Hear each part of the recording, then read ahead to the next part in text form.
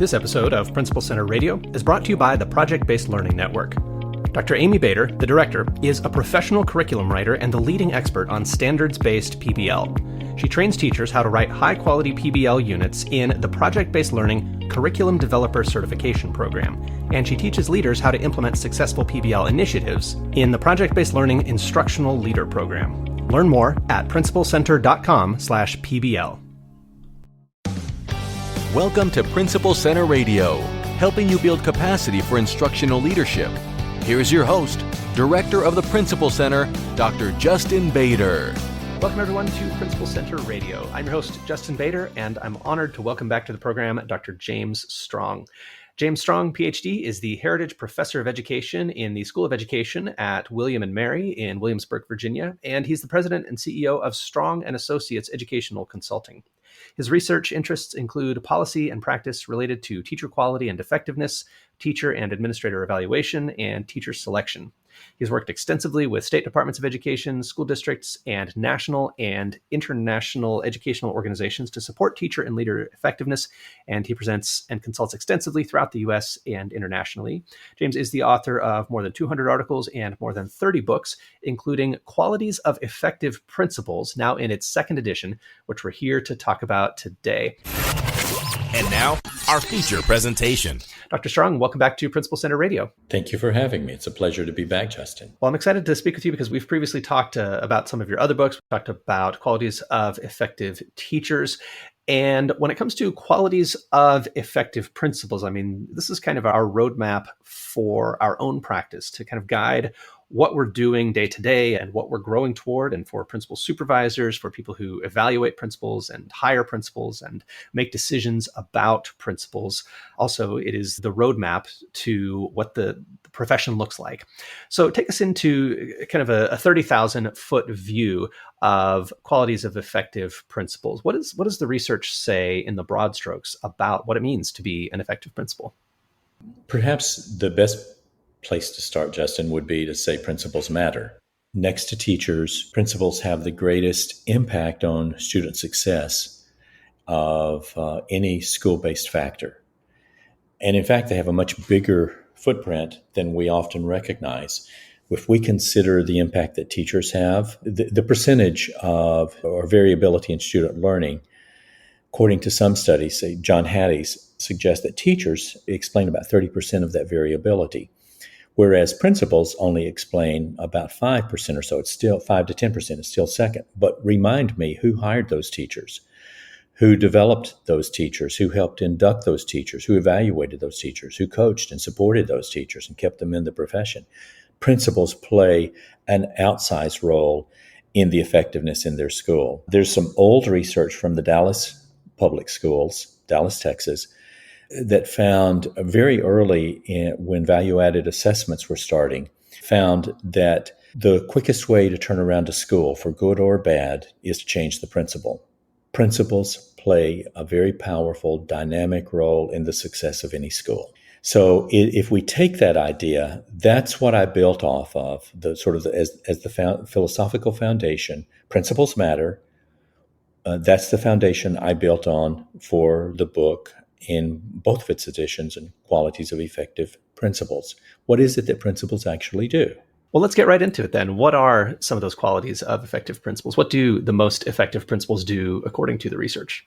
There are a lot of ways to slice and dice what the research says. But when I take the view of what does empirical evidence say, not popular ideas that are here today and gone tomorrow, but that if we look at a meta-review of very strong, solid empirical evidence, meta-analyses, systematic reviews of literature, everything that we have available, what do we know? And ultimately, I distill this into 6 broad interrelated categories, or I call them qualities. We could refer to them as domains. So let me just walk through those very quickly, and we can get into any one of those as you see fit. But I would start with instructional leadership. We would need to define it, but there's certain components and elements underneath instructional leadership. What the principal does that leads instructionally in the school is going to play a role in the success of that school. Second quality is school climate. I could even put that first if I wanted to not prioritize, but to order in terms of how principals impact and how quickly. School climate is the place where principals have the most direct early impact and lasting impact on a school. If you change the climate it matters enormously in that school. And principals' attitudes, behaviors, they emphasize and how they influence will affect school climate.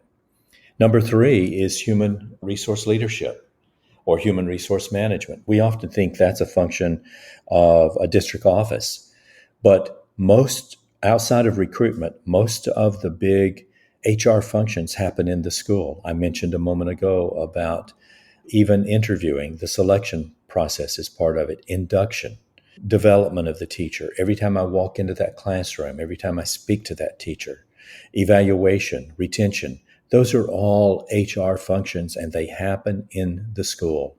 There's a lot of evidence to show that principals impact that positively or not so positively. The 4th area is organizational management, or if we want, we can call it organizational leadership. But it's the functional aspects, almost the day-to-day functions of the school. Some studies have shown that principals who are more effective with organizational management get higher student achievement gain scores in their schools than those who are spending a lot more time in the classroom. Now, I'm not advocating that principals remove themselves from the classroom. Certainly they need to do that. But there's no substitute for good organizational management. It is not the poor second cousin of instructional leadership. And yet in our literature, and yet in our leadership, we often classify management issues in a derogatory form. They're not. In today's world, for example, if you don't check to see that the doors are locked on the building, kids and staff can be critically at risk. That is a management issue, and it's essential. Getting textbooks to the teachers at the right time. There's so many things that matter. 5th area is communication and community relations. There's a lot we can say about that. And then professionalism. How the principal behaves professionally impacts her or his success and the success of the school. So those are the qualities. They could be divided up differently, but this is the framework that I've used throughout my work on qualities of effective principals. I love it. And I'm so glad that you talked about that dichotomy that we often insert between leadership and management. And, everybody seems to want to be a leader and seems to not want to be a manager. And maybe that's a result of, some moves in our profession in the past to get us to look beyond management. And certainly we've probably all known people who saw themselves only as building managers and not as instructional leaders. I think most of us have come across people like that and thought, you know what, I think we can do both. We can walk and chew gum at the same time. And for me, it has always just seemed that there are two sides of the same coin. I remember as a first-year teacher, I panicked when I looked through the supply room and saw that the textbook that I was supposed to use with my science students, I had about 2/3 as many copies as I needed. And I thought, oh no, how am I going to teach if I don't have textbooks for every student? And obviously there are many aspects to teaching other than having a textbook, but I'm brand new. I've just been hired. I've just walked into the building and gotten my keys. So I went to my principal and I said, what do I do? I don't have nearly enough textbooks. And I'll never forget what she did. She wrote me a little note that said, Esther was our school secretary, said, Esther, buy 50 of whatever Justin needs. And signed it. And that was it. I walked out with my little handwritten note and my textbooks came, and we eventually stopped using those textbooks. They weren't that good anyway. But I'll never forget her commitment to both sides of that coin, of realizing that if she was going to give me feedback as a teacher and help me improve, part of what I also needed to succeed was the actual resources that I was going to teach with. And again, those changed, but that really left an impression on me and left me with a view of instructional leadership that says that all of that other stuff that might be a hassle, it might be less fun, we might not have had as many courses on it, there might not be as much research on it, but all of that stuff that makes teaching and learning possible really matters a great deal. Talk to us, if you could, about the use of time on these different domains, because to me, it seems that everything kind of blurs together and everybody is interrupting you constantly with various issues that you probably couldn't sort very neatly into those different buckets. And I've seen lots of principal time use studies. My dissertation was on principal productivity. So I've read a lot of the literature on principal time use. And of course, every researcher has to categorize, was this activity management or leadership or, discipline or curriculum, or what was it? How can we think about the relationship between these 6 different domains and what we actually do in the day? Help us see how to use this framework to actually guide our practice. Maybe as a precursor to discussing that issue, let me say on your point, I think you're right on point with your teaching experience and needing some science books. Managing and leading are almost indistinguishable. I mean, there are clear categories where they are different, but they're almost indistinguishable in the best practice of the best principles. Your principal came out and said he needs textbooks. Let's provide those textbooks. That normally would be considered an organizational management issue. Why don't we just call this educational leadership and combine the two where they need to be, but understanding that there are discrete elements within each.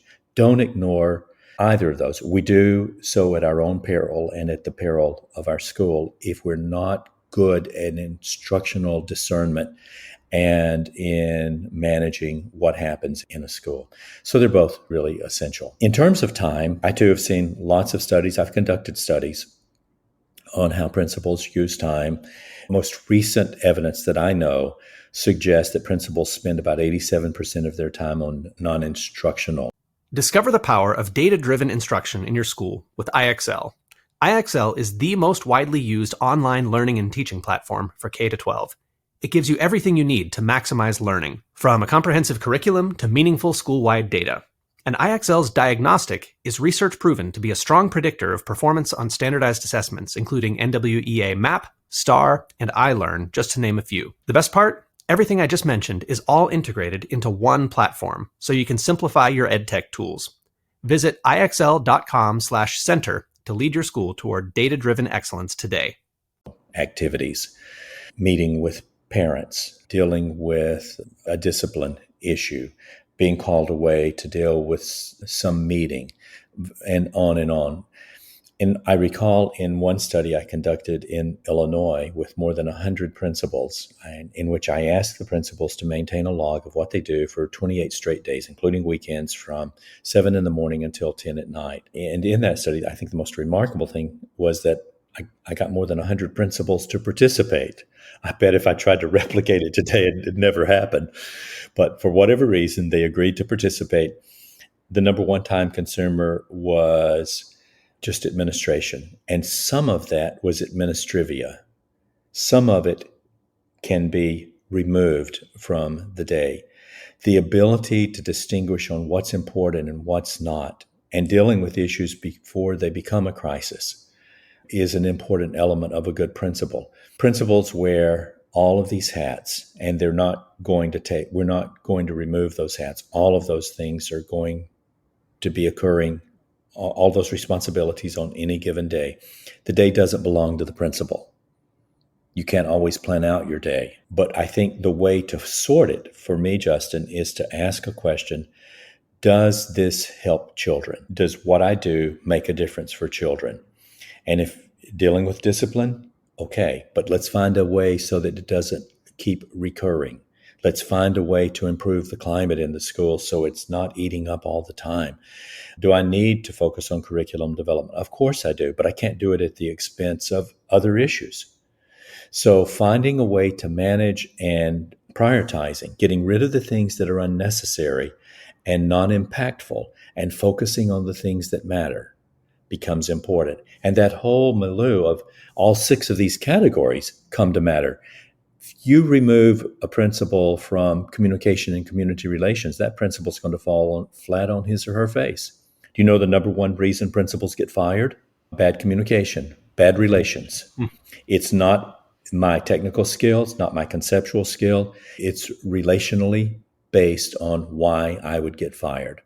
So I can't ignore that. I do it at my own peril. I do it at the harm of the school. Professionalism, how I behave with others, is going to communicate enormously. So I have to understand the dynamic nature of this job. I'm never going to get to 100% of my time being devoted to instructional leadership. I'm not even going to get to 50% of it, but can I increase it from 13%? And can I do it efficiently where everything else functions really, really well?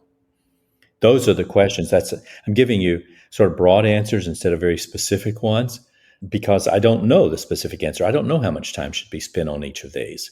I know that they all count.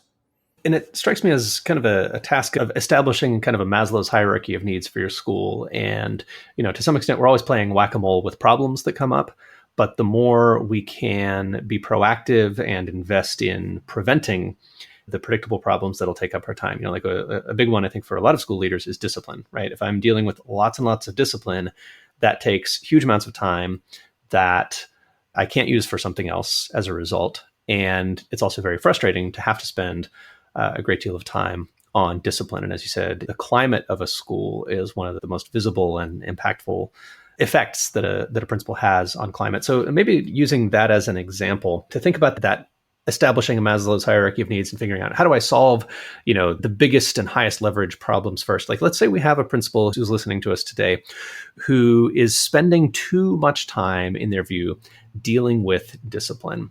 Thinking about the broad strokes, the 6 domains, as we talked about, of the responsibilities of the job. If I'm finding myself stuck doing too much discipline, I don't want to spend all my time doing this, but at the same time, those are the issues that are coming up.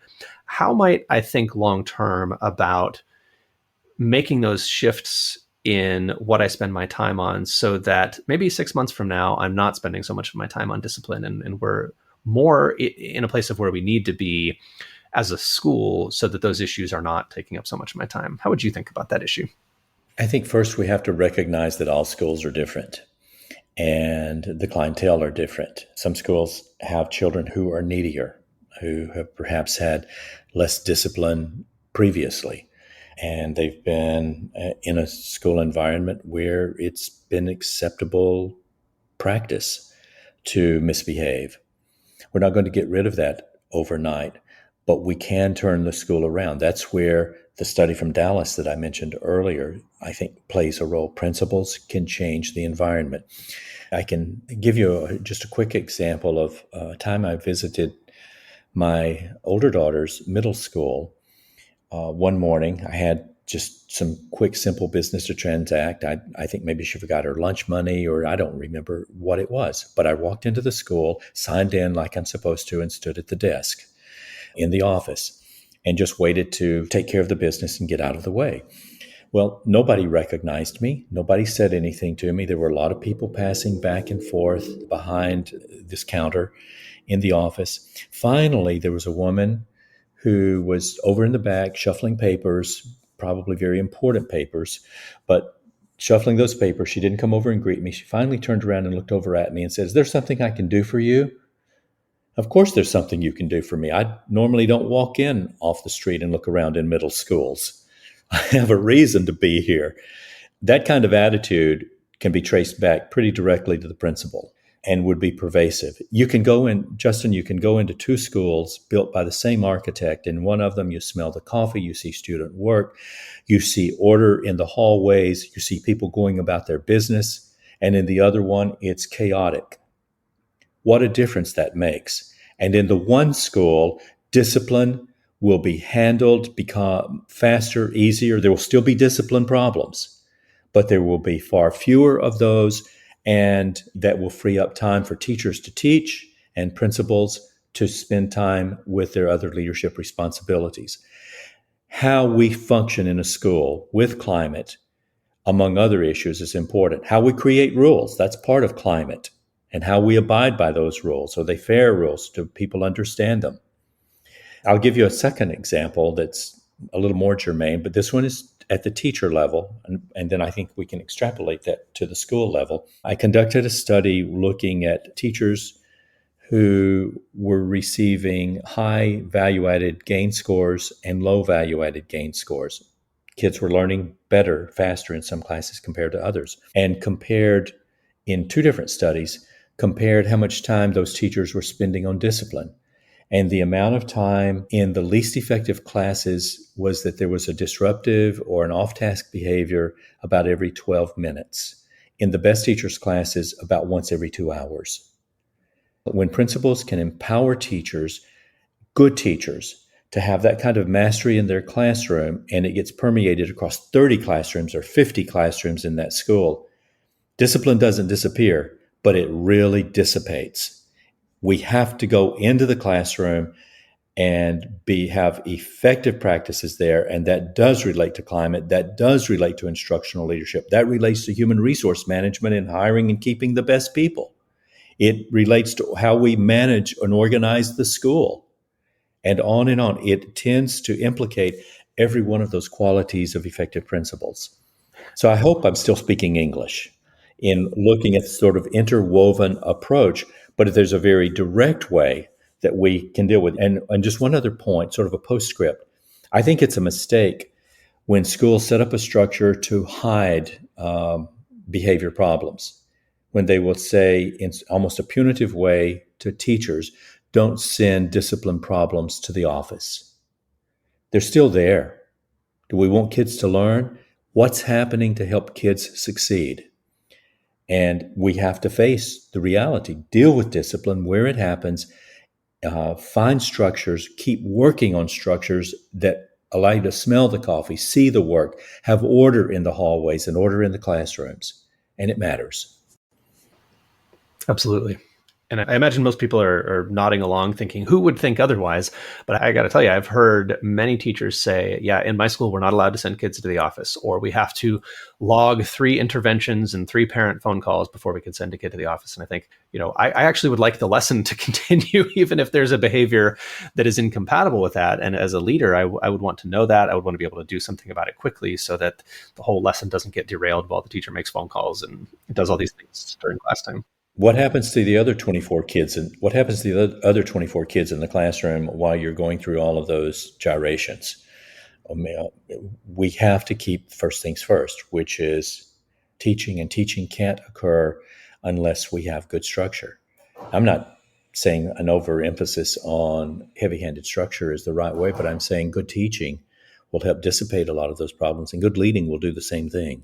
Yeah. And I think that speaks to the kind of plate spinning aspect of school leadership, the lack of a dichotomy or the lack of an ability to separate these different things out. Like if with discipline, sometimes we get the sense, or students will even say directly, I was acting up because I was bored, or, the teacher is sending kids to the office because there are problems in the lesson. So there's often that real need to get into the classroom and see for yourself, what is going on in this classroom before these students come to the office. And sometimes we go and see and we think, okay, this is entirely a student issue. We're going to handle this as a student issue.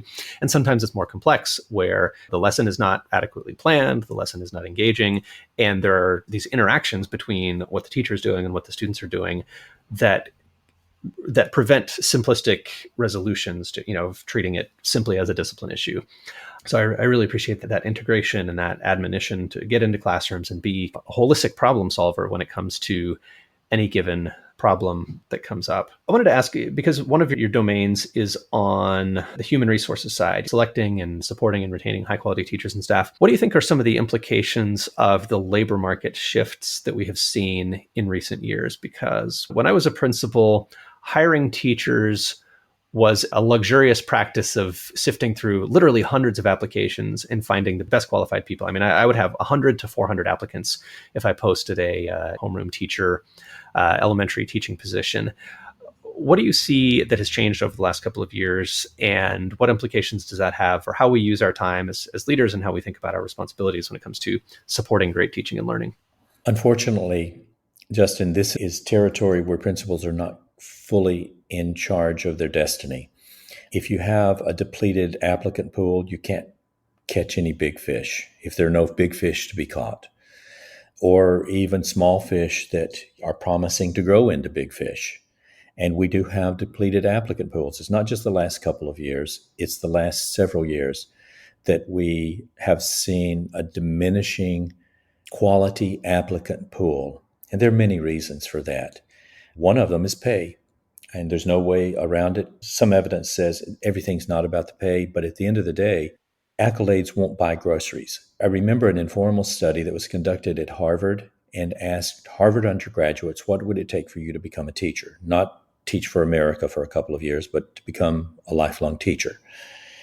And at that point, several years ago, they were saying essentially double the salary of what teachers are earning, and we'll consider, and I'll do that. It's not that people don't want to teach; it's that they can't. They feel economically they can't teach. That's one reason. There are many other reasons. That's sort of getting off the point of what you're asking for. But when we have a depleted applicant pool, we're going to be filling classrooms with adult bodies that haven't had the preparation that they need. I can think of a very large school district that hires more than 50% of new teachers each year who have not had traditional teacher preparation. I'm not denigrating alternate forms of teacher preparation, but I am saying it takes a lot to learn how to teach. And so when we select teachers without the requisite skills, we're going to have to build them in the school. And that puts additional responsibility and emphasis on the principal's ability to be an instructional leader. How do you identify the best? Even if you have two candidates, how do you pick a candidate who meets the bar? Or if it doesn't meet the bar, you can diagnose in the beginning and work with that teacher on building better classroom assessment skills or instructional delivery skills or whatever it may be. If in those challenged schools, principals have to be even better if they're going to succeed. Their skill set has to be sharpened. They have to know more about how to develop and support teachers who aren't quite where they need to be. That's one of the biggest issues that we have. The smartest thing to do is don't hire an inferior employee, but we can't put a sign up in the front lawn of the school and say, fourth grade has been canceled this year. We can't find the right teachers. We're still going to have fourth grade. So what do? That responsibility then comes back to the principal to be the very best that she or he can be. And the challenge where I said this is not in control of the principal, that's a policy issue. When there's policy for cheap public payments in government schools, ultimately you get what you pay for.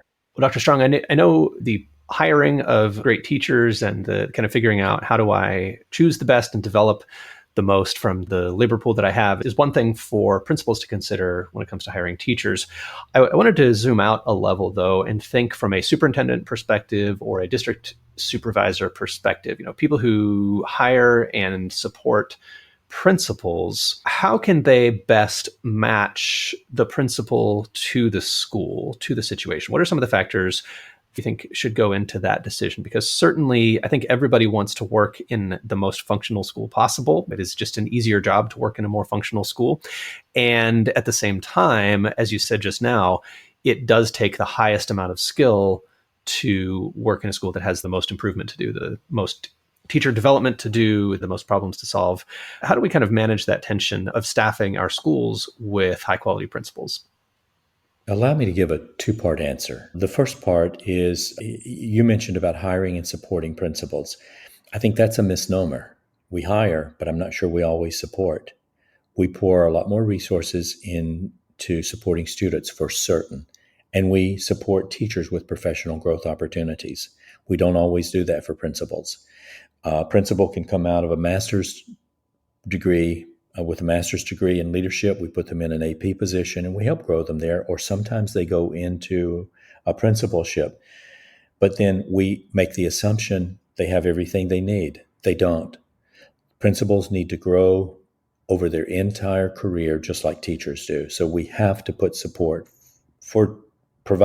for principals at a level that I think we have not done. We've been negligent with that. The second point is a little more functional, or I'll offer a functional response. And that is, if it works for teachers, if we can make it work for teachers to identify diagnostically and prognostically what good teaching is, if we can define good teaching based on good, solid empirical evidence, and then go into classrooms and meet with teachers and have conversations with teachers to help support them and help them grow, around instructional planning, instructional delivery, instructional assessment, learning environment, and so forth. We can do the same thing with principals and assistant principals. If the domains are anywhere close to right in what I have in qualities of effective principals with instructional leadership, school climate, HR management, organizational leadership, communication, community relations, professionalism, we need a mechanism to delve into each of those and find out how well the principal is performing and what support the principal needs. Does the principal really understand curriculum and curriculum development? Does the principal have a repertoire of good instructional strategies to use when observing a classroom teacher to provide? That's the supervisor of the principal looking into the school and looking into the practice of the principal and helping that principal with instructional leadership skill development. What about having a climate assessment in the school and finding out where the school was, what it needs to improve, and then supporting the principal to improve the climate? And what about the functions on evaluating properly? That's tied to a lot of other potentially very useful effects in the school. And how about managing and how you communicate with people on an ongoing basis? If we can take each of those qualities, build protocols around them, and go into the schools and support principals and do the same thing we do with teachers.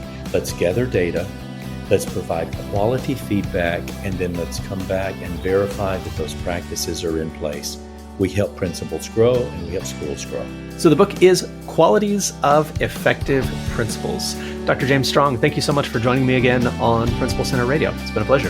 Thank you. It's my pleasure. Thanks for listening to Principal Center Radio. For more great episodes, subscribe on our website at principalcenter.com/radio.